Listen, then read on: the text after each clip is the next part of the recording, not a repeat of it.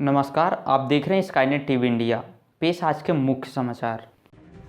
प्रधानमंत्री नरेंद्र मोदी ने रविवार को दिल्ली के भारतीय कृषि अनुसंधान संस्थान में ज्यादा उपज देने वाली 61 फसलों की 109 किस्में जारी की।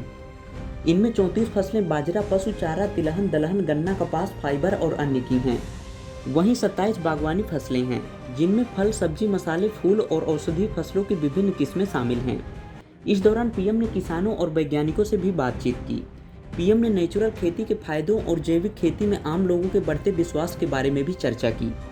उन्होंने कहा कि लोगों ने जैविक फूड आइटम्स का उपभोग और मांग करना शुरू कर दी है।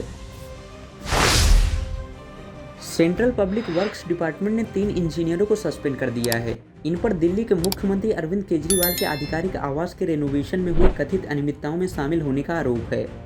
इन इंजीनियर्स ने 4 और लोगों के साथ मिलकर केजरीवाल के कहने पर मॉडिफिकेशन के नाम पर कई नियमों का उल्लंघन किया और सामान की लागत भी बढ़ा चढ़ाकर बताई।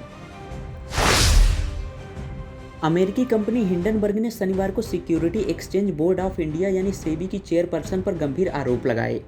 हिंडनबर्ग ने अपनी रिपोर्ट में दावा किया कि माधवी पुरी बुच और उनके पति धवल बुच की अडानी ग्रुप से जुड़ी ऑफशोर कंपनी में हिस्सेदारी है।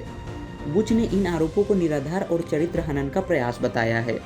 सेबी की चेयरपर्सन ने सभी फाइनेंशियल रिकॉर्ड डिक्लेयर करने की इच्छा व्यक्त की। वहीं अपने पति धवल बुच के साथ एक जॉइंट स्टेटमेंट में उन्होंने कहा कि हमारा जीवन और फाइनेंसेस एक खुली किताब है। बांग्लादेश में प्रधानमंत्री पद से इस्तीफे के 6 दिन बाद शेख हसीना ने कहा कि अमेरिका का सेंट मार्टिन आइलैंड न देने की वजह से उनकी सरकार गिराई गई है। इकोनॉमिक टाइम्स के मुताबिक हसीना ने अपने करीबी सहयोगियों से कहा, मैं कट्टरपंथियों की हिंसा में मरने वालों की संख्या को बढ़ने नहीं देना चाहती थी। वे छात्रों के शवों के जरिए सत्ता हासिल करना चाहते थे, लेकिन मैंने पद छोड़कर ऐसा नहीं होने दिया। कर्नाटक के बेलगाम एविएशन ट्रेनिंग इंस्टीट्यूट का 2 सीटर विमान गुना हवाई पट्टी पर दुर्घटनाग्रस्त हो गया। प्रारंभिक जानकारी के अनुसार इंजन में खराबी के कारण हादसा हुआ। दोनों pilot captain we Chandra Thakur और नागेश कुमार घायल हैं।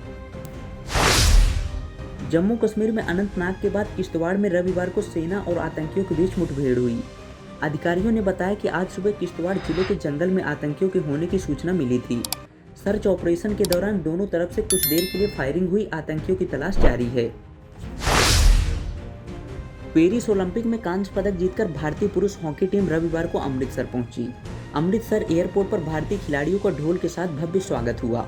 भारतीय खिलाड़ियों के इंतजार में फैंस सुबह से ही एयरपोर्ट के बाहर जमा हो गए थे।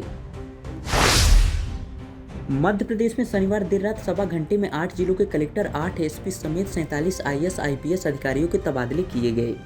रात 1 बजे के बाद सामान्य प्रशासन विभाग ने आईएएस अफसरों की सूची जारी की। इसके बाद रात करीब 2:15 बजे गृह विभाग ने आईपीएस की लिस्ट जारी कर दी। मध्य प्रदेश में रविवार को एक बार फिर तेज बारिश का दौर शुरू हो गया। मंडला, भिंड और श्योपुर में भारी बारिश हुई। श्योपुर के बिजपुरी गांव में घरों में पानी घुस गया। भोपाल, ग्वालियर और मंदसौर में हल्की बारिश हो रही है। इंदौर, उज्जैन, जबलपुर समेत प्रदेश के दूसरे जिलों में भी गरज चमक के साथ हल्की बारिश होगी। मौसम वैज्ञानिकों के मुताबिक 12, 13 और 14 अगस्त को प्रदेश में गरज चमक और बूंदाबांदी का अनुमान है। 14 अगस्त के बाद सिस्टम की स्ट्रॉन्ग एक्टिविटी देखने को मिल सकती है। कल दिन भर की प्रमुख खबरों के साथ फिर मिलते हैं, तब तक के लिए शुभ रात्रि।